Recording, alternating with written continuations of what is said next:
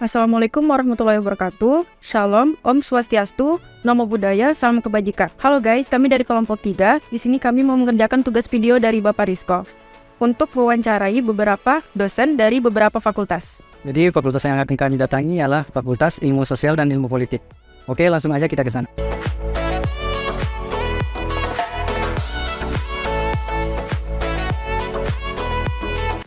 Oke, jadi kita udah sampai di Fakultas Ilmu Sosial dan Ilmu Politik.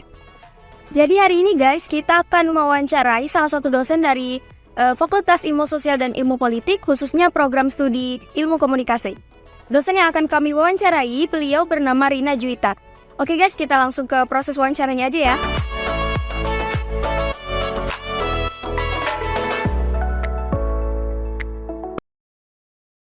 Selamat pagi Ibu. Selamat pagi.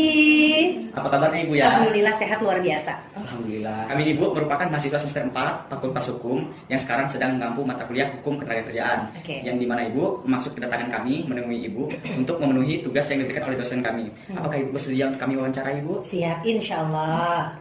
Baik Ibu, terima kasih Bu. Sebelumnya saya ini bertanya Bu, disiplin ilmu apa yang Ibu ajarkan? Kalau ilmu komunikasi itu kan dia sebenarnya ilmu yang cukup fluid ya. Jadi dia berbicara tentang bagaimana pola interaksi antara manusia gitu, baik itu komunikasi yang dilakukan verbal maupun non verbal dalam ranah interpersonal, antarpersonal maupun juga organisasi gitu. Nah, di mata kuliah Hukum Ketenagakerjaan ini Bu, kami ada mempelajari materi tentang hubungan industrial.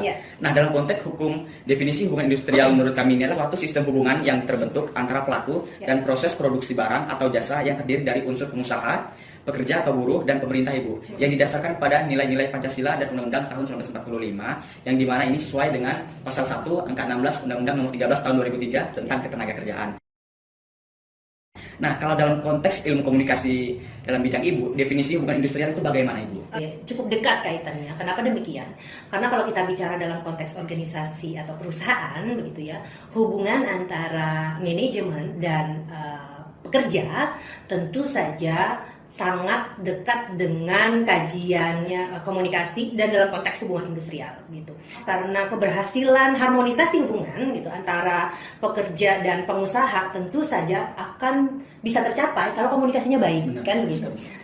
Sebagaimana yang kita pahami sama-sama, objektif dari hubungan industrial itu adalah tercapainya industrial peace, ya, kedamaian industrial, bahwa pekerja bisa bekerja dengan nyaman, pengusaha juga bisa menginvestasikan modalnya, menjalankan usahanya dengan tenang. Nah, pemerintah di sisi lain sebagai fasilitator, kalau kita bicara hubungan industrial dalam konteks hubungan industrial Pancasila, gitu, tentunya berharap bahwa hubungan antara pemilik modal atau pengusaha dalam hal ini diwakili oleh manajemen dengan para pekerja bisa baik. Karena kalau hubungan mereka baik, maka produktivitas organisasi juga berjalan dengan baik, imbasnya pasti akan kepada masyarakat secara luas. Nah, masyarakat secara luas, ekonomi berjalan, ekonomi bertumbuh, siapa yang senang? Pemerintah dong ya dalam hal ini gitu. Nah, untuk kemudian kita bisa mencapai itu, maka butuh komunikasi kan? Karena segala hal yang berkaitan dengan hubungan antara pekerja dan pengusaha, baik kita mau bicara misalnya tentang masalah upah, kita bicara tentang masalah kompensasi, kita mau bicara tentang masalah perlindungan ketenagakerjaan, kita mau bicara tentang peraturan perusahaan, kita mau bicara tentang masalah sanksi atau apapun gitu ya, semuanya tentu butuh pendekatan komunikasi di dalamnya. Bayangkan kalau misalnya pekerja dan pengusaha masing-masing punya kepentingan, tapi kemudian tidak bisa saling mengkomunikasikan. Di sini kan sering terjadi konflik gitu ya, terus sering jadi pertikaian karena pekerja dan pengusaha tidak bisa mencapai titik temu sebagaimana yang mereka inginkan. Oleh sebab itu penting kiranya untuk bisa membangun alur komunikasi yang baik antara pekerja dan pengusaha dalam hal ini. Tadi kan Ibu bilang kalau pengusaha sama pekerja itu memerlukan komunikasi yang jelas gitu Bu. Tapi bagaimana kalau misalnya mereka tuh terdapat hambatan dalam komunikasinya mereka di dalam hubungan industrial? Hambatan pasti akan ada hambatan saya bilang. Jangankan kita bicara dalam konteks organisasi yang sangat kompleks ya, terdiri dari berbagai macam subsistem di dalamnya gitu. Komunikasi dengan teman saja kita sering ada masalah gitu ya, dengan orang tua saja kita sering ada masalah, apalagi kalau kita mau bicara dalam konteks organisasi yang lebih luas gitu loh. Pasti akan ada permasalahan komunikasi itu, tapi bukan berarti bahwa permasalahan ini tidak bisa diatasi atau tidak bisa diantisipasi sejak awal. Itulah kenapa penting untuk kemudian dalam sebuah organisasi membuka keran komunikasi sebaik mungkin. Kan kalau dalam teori komunikasi organisasi itu bahwa komunikasi itu bisa dilakukan baik secara formal ataupun informal kan ya gitu. Untuk kemudian kita bisa sama-sama saling memahami apa yang menjadi tujuan.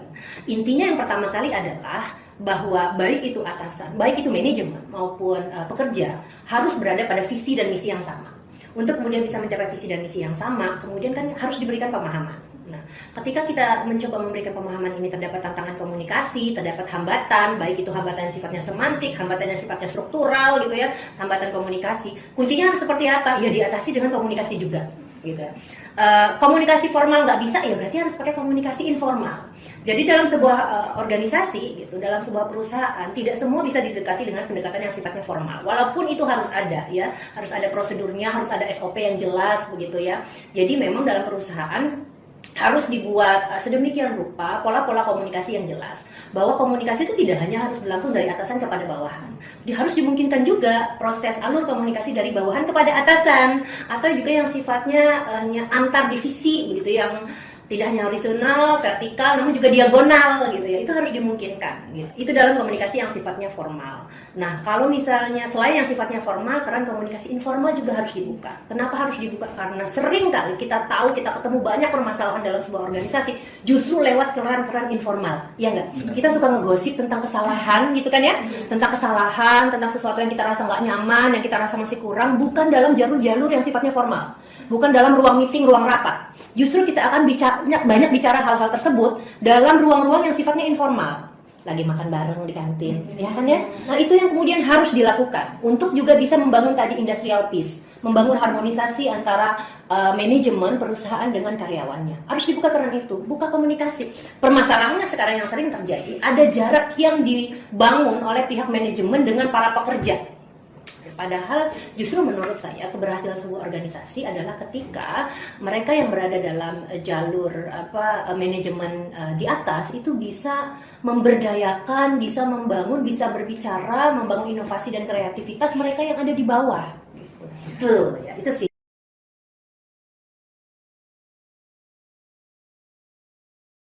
Baik Bu, selanjutnya bagaimana saran dari Ibu untuk membangun komunikasi yang baik, namun tidak hanya dalam hubungan industrial, tapi dalam segala bidang Bu? Kunci utamanya adalah bahwa kita menyadari dalam konteks mau hubungan industrial ataupun di luar itu ya, bahwa setiap kita itu adalah manusia, bahwa keberlangsungan hidup itu adalah ketika kita berinteraksi dengan orang lain gitu.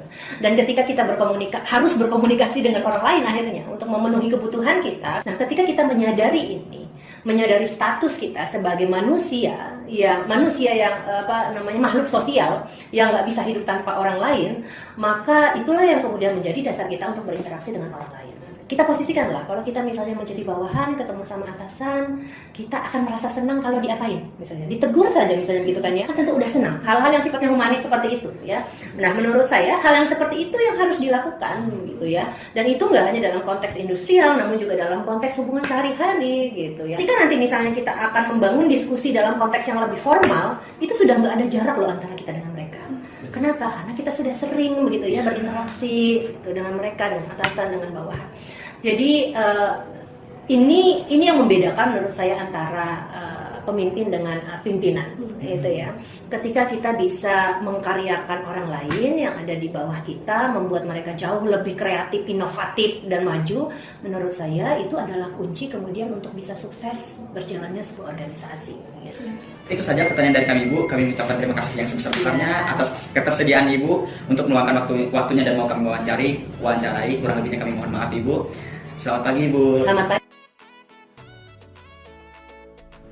Baik, kalian sudah mendengarkan pendapat dari Ibu Rina mengenai hubungan industrial berdasarkan perspektif ilmu komunikasi, sehingga dapat disimpulkan bahwa ilmu komunikasi memiliki hubungan yang erat dengan hubungan industrial demi mencapai industrial peace atau kedamaian industrial yang mencapai keuntungan semua pihak, terutama pemerintah, dan berdampak pada peningkatan ekonomi universal. Kemudian, cara menghadapi hambatan dalam proses membangun komunikasi yang efektif dalam hubungan industrial ialah dengan memposisikan diri kita tidak hanya pada satu sisi, melainkan dari berbagai sisi, menggunakan komunikasi formal maupun komunikasi informal, sehingga akan terbentuk komunikasi yang baik dan juga tidak ada jarak yang dapat membuat hubungan terasa renggang. Dalam konteks hubungan industrial, bahwa setiap kita adalah manusia. Ketika menyadari kita sebagai makhluk sosial, maka itu dasar kita untuk berinteraksi dengan orang lain. Bagaimana memposisikan diri kita dalam hubungan baik organisasi, keluarga, atau hubungan yang lain dalam komunikasi formal maupun informal, sehingga terbentuk komunikasi yang baik dan tidak ada jarak. Sekian dari kelompok kami, semoga video ini bermanfaat bagi teman-teman yang menonton.